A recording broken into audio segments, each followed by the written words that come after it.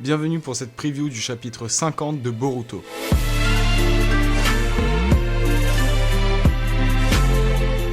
Alors vous pouvez voir que c'est une vidéo un peu plus détendue que la précédente avec le micro directement dans le champ, je me suis pas trop fait chier au niveau du décor, etc. Pourquoi ça? Parce que là aujourd'hui, comme vous l'avez entendu, c'est une preview. Ce que j'appelle une preview, c'est une pré-review, donc à chaque sortie de chapitre, on va parler pas du chapitre qui vient de sortir, mais du prochain. Donc là, le dernier chapitre qui est sorti, c'est le 49, et du coup, on va s'attarder sur le chapitre 50. Donc certes, je vais un peu remémorer, faire une lecture du chapitre 49, mais vraiment très brève, et on va vraiment se focaliser sur le prochain chapitre. Et le but, ça va être d'être un peu comme une sorte de météo, où plus on avance dans les chapitres, plus on commence à devenir de plus en plus précis dans nos prévisions, dans nos pronostics, et jusqu'au jour où on aura peut-être deviné toute l'intégralité d'un épisode sans se tromper. Donc un petit récapitulatif du chapitre 49. Ishiki est au-dessus de Konoha, certains villageois le remarquent, parce que c'est pas tous les jours qu'on voit un gars qui vole dans les airs et que la dernière fois que c'est arrivé, ça a causé mort et destruction. Et Ishiki essaie au début de scruter les environs avec son Byakugan, mais en vain. Il décide alors d'aller s'adresser aux forces de ninja qui commencent à évacuer la ville, en vain. Bon, l'un des deux essaie de lui envoyer des shurikens et parvient à tuer Ishiki.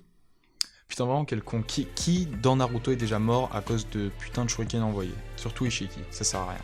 Donc Ishiki trouve pas ses réponses, il sait pas où est Kawaki, il se balade un peu dans la ville et tombe sur Naruto qui part tout seul l'affronter. Il se fait péter la gueule, hein. Déjà qu'il s'était fait défoncer avec Sasuke alors qu'il se battait que contre Jigen qui était affaibli, enfin bon, la totale. Là, Ishiki full power, il était mort. Alors pendant qu'il se fait péter la gueule, il y a Sasuke qui parle avec Boruto. Et en fait, Boruto parle de ses craintes de se transformer en Momoshiki et de plus avoir le contrôle. J'imagine, si t'as une gueule pareille, ça... Ah, un mauvais souvenir. Mais bon, il y a Sasuke qui le rassure en disant que si ça arrive, il le tuera. Au moment de se prendre un coup décisif par Ishiki, Naruto est sauvé par Sasuke qui change de position avec Ishiki. Ne l'interprétez pas mal, s'il vous plaît. Et donc Sasuke arrive avec un plan, parce qu'il a trouvé une faille dans la technique de Ishiki. Et cette faille, c'est les shurikens. Attends, quoi? Bon, grâce à ça, il envoie Boruto face à l'ennemi le plus puissant, donc là, vraiment, Sasuke, il est parti pour tuer Boruto. Mais en fait, ça faisait partie de son plan, et il envoie Ishiki dans une autre dimension, comme ça, Naruto et Sasuke vont pouvoir se déchaîner full power, sans avoir à se retenir face à Ishiki. Ok, donc ça, c'était le résumé du chapitre 49. Donc, passons au cœur de cette vidéo, qu'est-ce qui va se passer dans le chapitre 50 ? D'après moi, déjà, il n'y aura aucune mention de Konoha. On verra pas d'image ni quoi que ce soit. À la limite, Shikamaru qui dit « Tiens, ils ont disparu » ou Amado et Kawaki qui sont « Oh, on est en sûreté maintenant ». Enfin, vraiment, je pense qu'il n'y a rien à faire à Konoha. Kawaki a plus son Kama, il peut plus se téléporter. Ils peuvent rien faire. Donc ça, c'est réglé. Je pense que dans le chapitre, presque aucune mention de Konoha. Mais je pense que les prochains chapitres, les 2-3, voire maximum 4, mais ce serait un peu beaucoup, ce sera que du combat. Après, comment ça va se passer, j'en ai aucune idée. Parce que d'une part, Ishiki connaît les points forts et les faiblesses de Naruto et de Sasuke. Et Naruto et Sasuke connaissent les points forts et les faiblesses de Ishiki. Donc ils se sont déjà combattus une fois. Bon, c'était certes dans le corps de Jigen. Arrêtez de mal interpréter, s'il vous plaît. Mais là, vu que chacun connaît les points faibles et les points forts de l'autre, je vois pas comment ça va se passer. Bon, déjà, je pense que Naruto et Sasuke, ils vont utiliser le mode Kurama Armure Susanoo, parce que ça envoie du lourd et c'est comme ça qu'ils sont le plus forts sur la planète Terre, en tout cas. Mais bon, même ça, y a Ishiki qui arrive à faire sortir Sasuke de son Susanoo, donc même ça, je sais même pas si ce sera utile. Je vois pas, en fait, comment trop le combat peut se passer. Peut durer au moins un chapitre, je vois pas. On verra. C'est normal, c'est la première vidéo, c'est normal si c'est un peu flou, c'est au fur et à mesure des chapitres, on arrivera de plus en plus à deviner exactement ce qui se passe dans les chapitres, je bégaye. Alors certes, là il y aura Naruto et Sasuke pour se battre contre Ishiki, mais Boruto est un peu au milieu. Donc soit d'une part t'as Naruto qui veut protéger, il l'a dit à de nombreuses reprises, qui veut protéger Boruto et du coup le gardera caché quelque part où il sera protégé à l'intérieur de Kurama dans le Susanoo. Ou à l'inverse, c'est Sasuke qui a décidément une volonté de tuer son neveu, qui va l'emmener au combat. donc c'est soit l'un soit l'autre. En parlant de Sasuke, il y a Ishiki qui a exprimé maintes fois son envie de le buter, notamment dans le dernier chapitre où il dit Satane Rinnegan ou un truc du genre, en mode toi vraiment j'en ai marre, t'es un poids lourd, je vais te buter. Donc Sasuke un peu dans la merde. Certes, Ishiki est plus fort que Naruto et Sasuke, mais comme je l'ai dit, il y aura Boruto dans le combat. Et là où il peut aider, c'est qu'il peut augmenter les capacités de Naruto et de Sasuke. On a déjà vu Kawaki utiliser son Kama afin d'augmenter, je crois que c'était le Rasengan de Boruto. Alors peut-être que ça marche qu'avec un utilisateur d'un Kama, qu'on peut augmenter les capacités d'un autre porteur du Kama, ou peut-être qu'on peut augmenter les capacités d'autres personnes en général. Donc ça, je pense que c'est vraiment très probable que t'aies Boruto qui aide à faire un Susanoo plus solide ou un Kurama plus grand, enfin tu vois, un truc du genre. Je pense Boruto va faire quand même la différence. Et voilà, à part ça, dans le chapitre, je vois pas d'autres choses à deviner. Et vraiment, je pense pas que le combat peut s'éterniser très longtemps. Je pense que dans les prochains chapitres, ça risque d'être peut-être des courses-poursuites, des trucs comme ça, mais ce sera pas un long combat comme quand on a eu contre Boro avec l'équipe 7. Donc je pense que, vu que chaque chapitre a l'habitude de finir par un truc assez poignant, Boruto qui utilise son Kama tout le long du combat, je pense que c'est bon. Le chapitre 50 de Boruto va se finir sur Boruto qui est contrôlé par Momoshiki. On le voit juste avec son Byakugan ouvert et sa sorte de corne là sur le front. Et donc c'est tout pour cet épisode. Je déconne. On parle certes du chapitre 50, mais on va aussi parler un peu après. On va encore un peu continuer au-delà, mais à partir de là, on passe dans une phase où on sait pas dans quel chapitre ce sera. On dit juste dans l'avenir en général. Donc là, c'est plus la catégorie post-chapitre 50. Alors je vous invite grandement à aller voir ma précédente vidéo qui est une théorie sur les Otsutsuki et je pense que ça pourrait être révélé dans pas mal de temps, mais franchement allez checker, lien dans la description, partout, là, voilà, je vous envoie, regardez là, ça me fera extrêmement plaisir et ça pourrait être une théorie qui sera sûrement, vraiment j'en suis presque sûr, confirmée dans Boruto. Alors il y a un truc que vraiment je trouve cool avec Boruto, c'est que malgré qu'on ait eu un flash forward au tout début de Boruto, où on voit l'avenir, on voit tout ce qui va se passer et tout, à chaque fois, Boruto, je parle de l'œuvre en général, arrive à nous surprendre. Par exemple, dans cette scène dans le futur, on voit Kawaki avec le Kama, il le perd. Il y a Kawaki qui dit « je vais t'envoyer rejoindre ton père ». Peut-être qu'il a tué, mais peut-être qu'il a scellé. Et en effet, plus tard, il est scellé, mais il est libéré. Bon, dans ce flash forward, on voit Konoha détruit, on se dit Ishiki c'est le plus fort, il va tout défoncer, et ben non, il détruit rien.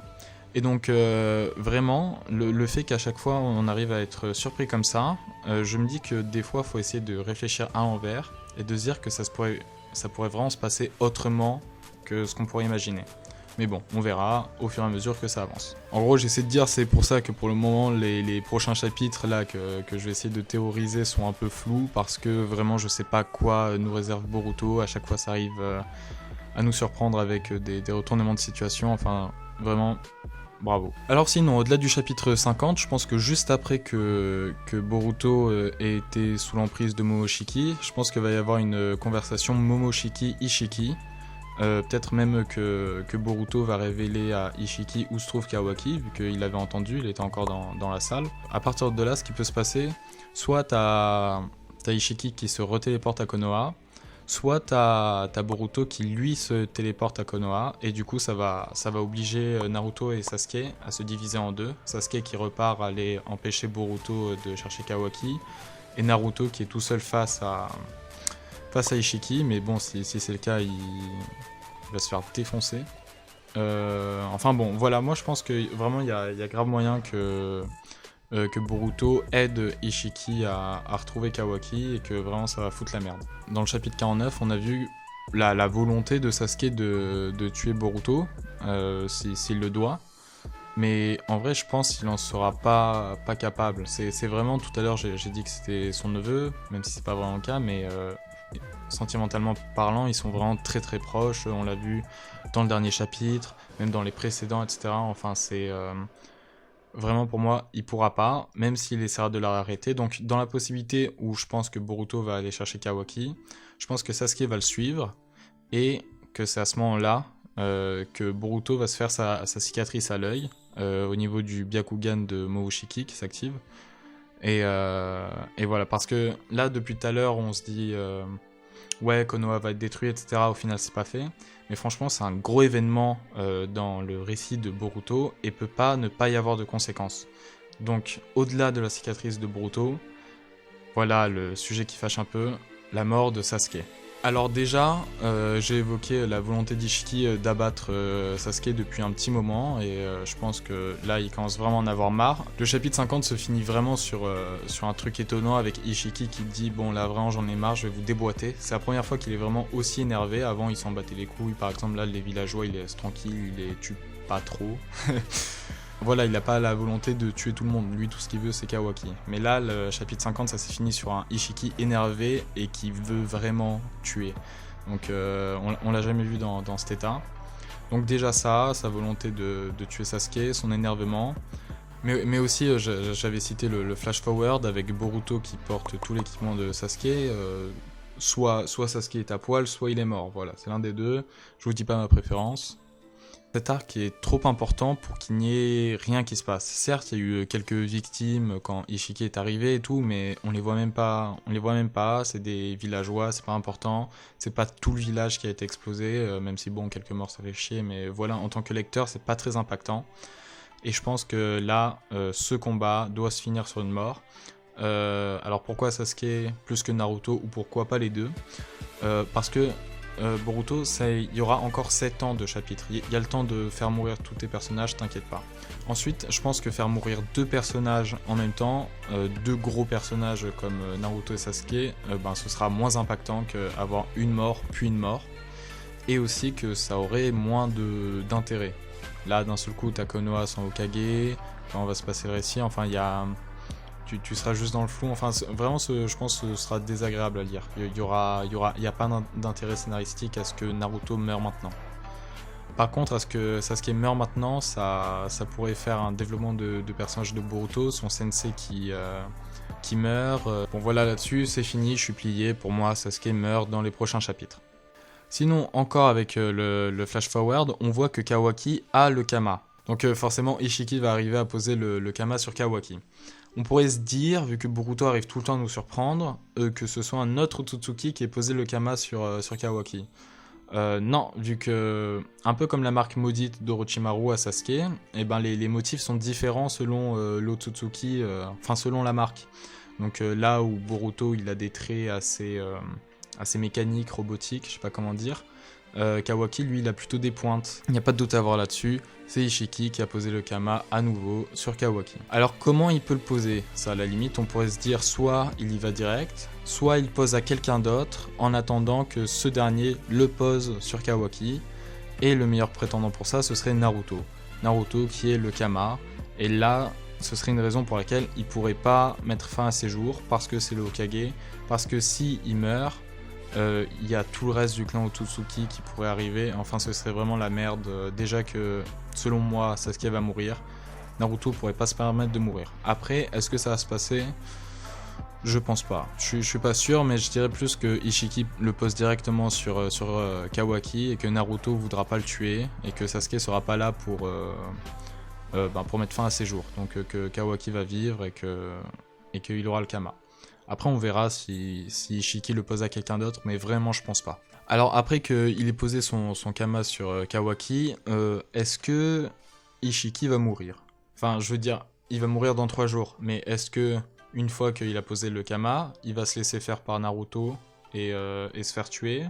Est-ce qu'il va s'enfuir et mourir au bout de 3 jours tout seul? Je pense que vraiment Naruto aura pas la force de le tuer. Et justement, le fait que Naruto arrive pas à le tuer, ça fait encore plus d'enjeux pour Boruto qui, dans le futur, devra arriver à vaincre que son père, la personne la plus puissante à l'époque, n'a jamais arrivé à battre. Et du coup, vraiment, je pense que, en tant qu'intérêt scénaristique, ce serait vraiment plus intéressant que Naruto ne tue pas Ishiki et que juste il pose le Kama et il se barre et il meurt dans un coin. Donc après ça, tout le monde sait qu'il y aura une ellipse. Peut-être pas juste après, je sais pas, ce serait bizarre juste après ça qu'il y ait une ellipse, je sais pas ce qui la causerait. Mais en tout cas, on voit un Boruto dans le futur qui maîtrise son Kama, qui n'est pas contrôlé par Momoshiki.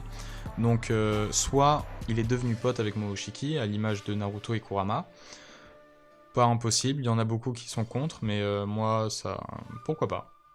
Soit ils ont trouvé un moyen de sceller ou de contrôler le Kama. En tout cas, il y a une solution à comment ne pas être totalement absorbé par le Kama et par Momoshiki. Alors, pendant cette ellipse, je pense que tout le monde est à peu près d'accord là-dessus. C'est Kashin Koji qui va entraîner Boruto à l'image de Jiraiya et de Naruto, puisque son sensei Sasuke est mort. Donc là-dessus, il n'y a pas trop de débat, c'est assez unanime. Et alors, une fois la fin de l'ellipse, on se retrouve au flash forward, Boruto face à Kawaki. Si Boruto a trouvé la solution pour maîtriser Momoshiki, pourquoi Kawaki, lui, ne l'a pas trouvé? Donc soit il est contrôlé par Ishiki et on ne sait pas pourquoi il n'est pas arrivé à le maîtriser, soit il est arrivé à maîtriser Ishiki et Kawaki est méchant. Genre c'est Kawaki qui est méchant et pas Ishiki. Parce que certes dans l'animé t'as Boruto qui dit Kawaki, mais dans le manga il dit pas du tout Kawaki, c'est juste il se parle, à aucun moment il cite le nom, donc ça pourrait très bien être Jigen qui contrôle Kawaki en face de lui. Alors là-dessus je saurais pas départager entre si c'est Ishiki qui contrôle Kawaki ou si c'est Kawaki qui est méchant. Les deux me semblent convenables, mais pour le moment je trouve qu'on n'a pas assez d'indices pour savoir. Je vois pas trop pourquoi Kawaki deviendrait méchant. Peut-être parce qu'il serait détesté par tout le monde, mais à la limite non, même pas, le village a même pas été détruit, il n'y a pas trop de conséquences. Enfin vraiment je vois pas de raison pour qu'il soit méchant, mais à part ça, si Boruto peut contrôler Momoshiki, je vois pas pourquoi Kawaki pourrait pas contrôler Ishiki. Encore une fois, peut-être que si c'est parce que Momoshiki et Boruto sont potes, Ishiki et Kawaki seraient peut-être pas forcément potes et du coup Ishiki prend le contrôle. Mais bon, là-dessus c'est pas clair.